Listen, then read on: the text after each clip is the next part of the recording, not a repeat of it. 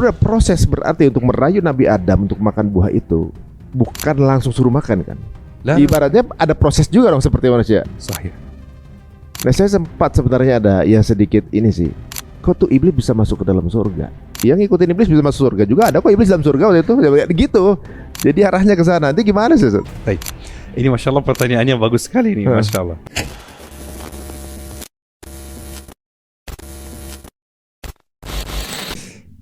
Jadi kayak makan daging kecil segala macam itu kan mereka nurut aja. Sahih. Supaya agar bisa tetap terkenal, bisa berkuasa. Sahih. Dan terbukti memang mereka berkuasa. Betul sekali. Korban. Berarti memang iblis itu ada. Buktinya mereka sembah, mereka benar-benar berkuasa tuh. Sahih. Tapi kalau iblis ada berarti Allah juga ada dong pasti. Pasti, betul sekali. Ini konflik yang mulai dari Nabi Adam. Konflik yang aturannya sudah jelas dari momen Nabi Adam diciptakan. Nah, saya mau tanya ada, mungkin ini agak menyimpang teman-teman semua ya, tapi ini saya juga curious itu mungkin bisa memperjelas juga buat teman-teman semuanya.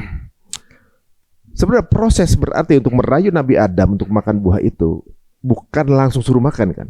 Ibaratnya ada proses juga dong seperti manusia, kan? Nah, staf Nabi nih pasti dengan keimanan lebih kuat dari kita gitu. Berarti ada proses pelan-pelan yang dilakukan iblis untuk merayu Nabi Adam. Sahih. Nah saya sempat sebenarnya ada ya sedikit ini sih. Kok tuh iblis bisa masuk ke dalam surga? Nah, gitu. Kemudian apa namanya? Apa benar berarti Nabi Adam terayu sama iblis sudah diizinkan Allah gitu? Ibaratnya kok maksudnya sekelas Nabi sudah di surga, masih ada iblis juga itu di dalam surga gitu. Jadi ada juga pendapat dari kawan-kawan yang masih mungkin nyeleneh ya, mengatakan bahwa yang ngikutin iblis bisa masuk surga juga ada kok iblis dalam surga waktu itu gitu. Jadi arahnya ke sana. Nanti gimana sih? Baik. Ini masya Allah pertanyaannya bagus sekali nih, masya Allah. Baik.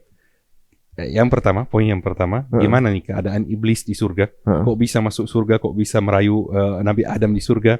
Di sini juga sebenarnya ulama berbeda pendapat. Ada satu pendapat pertama yaitu ini memang kehendak Allah Subhanahu wa taala. Jadi memang Allah berkehendak, memang rencana Allah Subhanahu wa taala tidak membiarkan Nabi Adam selamanya di surga. Jadi memang ada rencana seperti itu dari Allah supaya dunia ini diciptakan, supaya kita ada di bumi ini hari ini. Jadi memang Allah Subhanahu wa taala yang mengizinkan iblis untuk masuk surga. Di waktu itu untuk melakukan tugas tersebut. Pendapat yang kedua, iblis dulunya kan orang soleh. Betul nggak? Iblis dulunya itu sebelum ada Nabi Adam, dia adalah benar. Betul.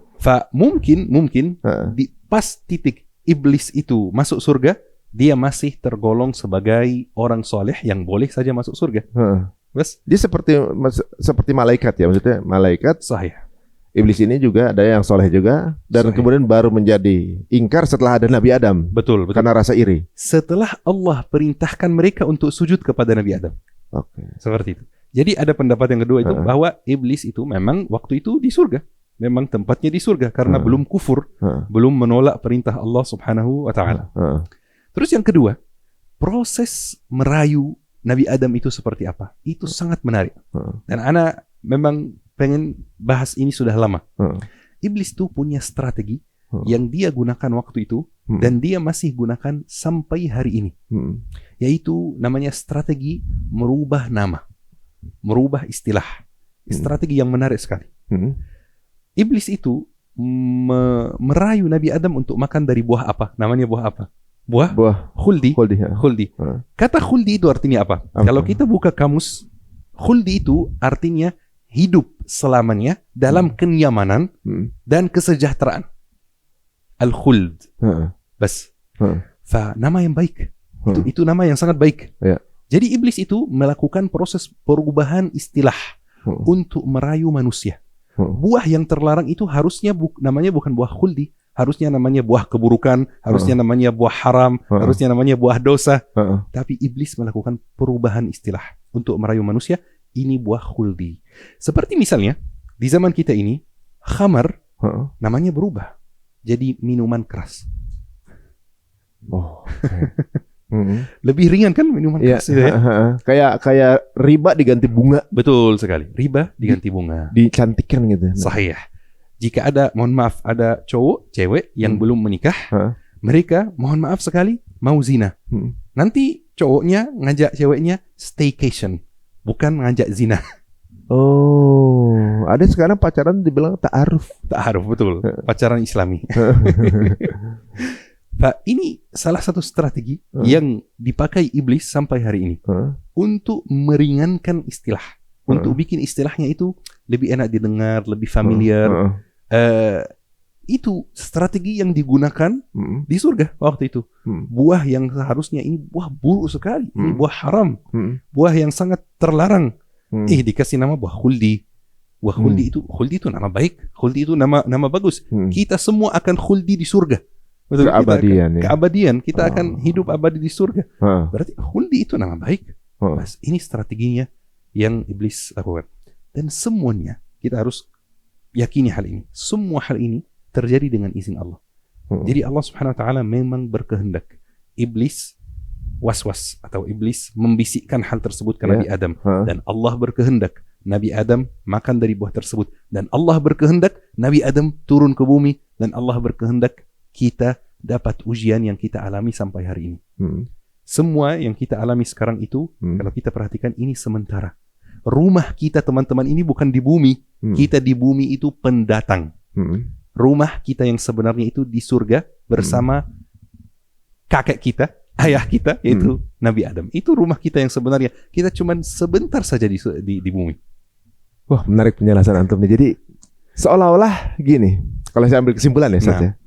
Ini seperti memberikan sebuah kesimpulan kepada manusia. Manusia itu adalah diciptakan untuk menghuni surga. Nah, sahih. Dan kemudian akan datang iblis merayunya dengan bertahap dan memberikan dan membungkus rayuan-rayuan tersebut dengan sesuatu yang kelihatannya baik dan disukain. Sahih. Seperti sekarang mungkin dibikin sesuatu tren, dibikin sebuah lifestyle, dibikin FOMO, dibikin pokoknya biar kita ngikutin langkah-langkah itu dianggap yang paling keren gitu ibaratnya. Dilakuin itu dan manusia akan berdosa, dan Nabi Adam kan ketika berdosa meminta maaf dan dimaafkan kembali ke surga. Betul. Jadi prosesnya ini teman-teman seolah-olah kayak penggambaran. Manusia itu sebenarnya diciptakannya di surga. Dan dalam prosesnya itu nanti akan mendapatkan godaan dari iblis dengan cara-cara iblis yang membuat ini kelihatan indah, menarik untuk diikuti, dan mereka yang bertobat, meminta maaf, nggak nyalain siapa-siapa, menyalahkan diri sendiri untuk kesalahannya, itu dimaafkan dan dikembalikan ke surga. Inti kesimpulannya cuma itu. Jadi kita digambarkan dari Nabi Adam, nanti ya kita mau akan tinggal di surga semuanya untuk mereka yang kemudian berserah diri dan meminta maaf gitu, Mas. Sahih, betul. Nah, kita asli surga. Kita rumah kita yang asli itu di surga. Kita di bumi ini cuma sementara. Ini menariknya, Ustaz. Saya juga pernah dengar satu kajian ini menarik. Dalam Quran itu ada kata kunci masuk surga, gitu kan? Tapi nggak ada kata kunci untuk masuk neraka. Tapi kenapa orang itu sampai masuk neraka berarti bodoh banget?